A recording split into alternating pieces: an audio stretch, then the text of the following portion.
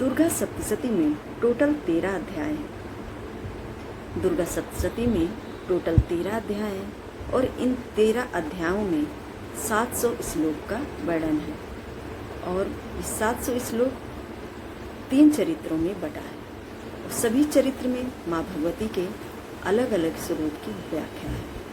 जैसे कि प्रथम चरित्र माता काली के रूप में जाना जाता है, इसमें केवल एक अध्याय का ही वर्णन किया गया है। दूसरा चरित्र माता महालक्ष्मी के बारे में है, जिसमें कि 3 अध्यायों का वर्णन है और तीसरा चरित्र महासरस्वती के नाम से जाना जाता है, जिसमें कि 9 अध्यायों का वर्णन है। इस तरह से ये टोटल 13 अध्याय माता भगवती के चरित्रों के अनुसार वर्णित है और प्रत्येक अध्यायों में माता के पराक्रम का वर्णन किया गया है। जय माता दी दोस्तों, दुर्गा सप्तशती में राजा सूरत समाधि वैश्य के जीवन की गाथा के ऊपर दुर्गा सप्तशती बनी हुई है।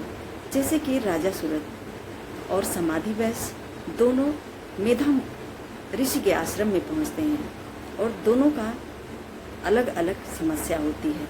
एक अपना राजपाट छीन जाने के कारण गए हुए रहते हैं, तो एक का संसार से मोह भंग हो गया होता है, यानी कि वो उनके पुत्र और स्त्री उन्हें छोड़ दिए थे समाधि वैश्य की, और राजा सूरत उन्होंने अपना राज्य खो दिया था। तो दोनों ने अपनी अपनी बहुमूल्य चीज़ों को खोने के कारण आसक्ति उनके दिमाग में शरीर पर थी, जिसके कारण से मेधा मुनि के आश्रम में गए थे और वहीं से दुर्गा सप्तशती के वर्णन मिलता है। राजा सूरत और समाधि वैश्य को माँ भगवती के अवतारों के बारे में मेधा जी उन्हें अवगत कराए।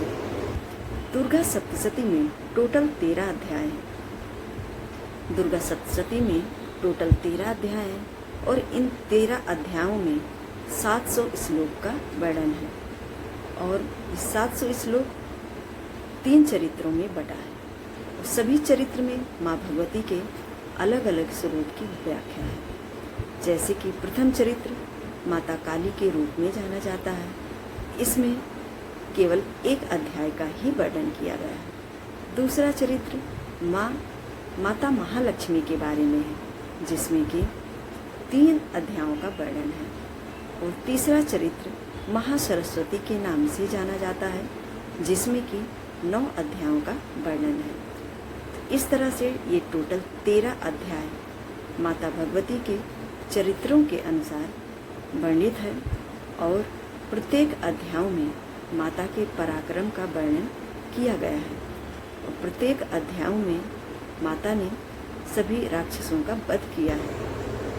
तो इस तरह से माँ भगवती ने विभिन्न स्वरूपों में अवतरित होकर के संसार की रक्षा के लिए और देवताओं की प्रसन्नता के लिए वो अवतरित हुई थी और जाकर के राक्षसों का वध की थी। इस तरह से हमारे हिंदू धर्म में दुर्गा सप्तशती का पाठ करना बेहद महत्वपूर्ण हो जाता है और हमें अपने जीवन में सुख समृद्धि के लिए माँ भगवती की प्रसन्नता के लिए नवरात्रि जैसे शुभ अवसर पर दुर्गा सप्तशती का पाठ अवश्य करना चाहिए। इन 7 दिनों में हमें 13 अध्यायों को पूर्ण करना चाहिए। यदि आप हिंदी भाषी हैं तो हिंदी में भी पढ़ सकते हैं। संस्कृत में पढ़ना थोड़ा सा टाइम लगता है और भाषा भी उतना समझ में नहीं आती। यदि हम संस्कृत का अच्छे से अध्ययन करते हैं, जानते हैं प्रत्येक वर्ड का अर्थ, तभी हमें उसमें पाठ करना चाहिए, अन्यथा पाठ का कोई भी लाभ नहीं मिलता। जब हम किसी पाठ को करते हैं और उसकी कथा हमको पता होती है, ज्ञात होता है अर्थ सहित, तभी हमें उसका लाभ मिलता है। तो इस नवरात्रि के शुभ अवसर पर माता भगवती की प्रसन्नता के लिए हम सभी को दुर्गा सप्तशती का पाठ अवश्य करना चाहिए और जान करके माँ भगवती के स्वरूप का पूजन करना चाहिए। तो आज के वीडियो में दोस्तों बस इतना ही।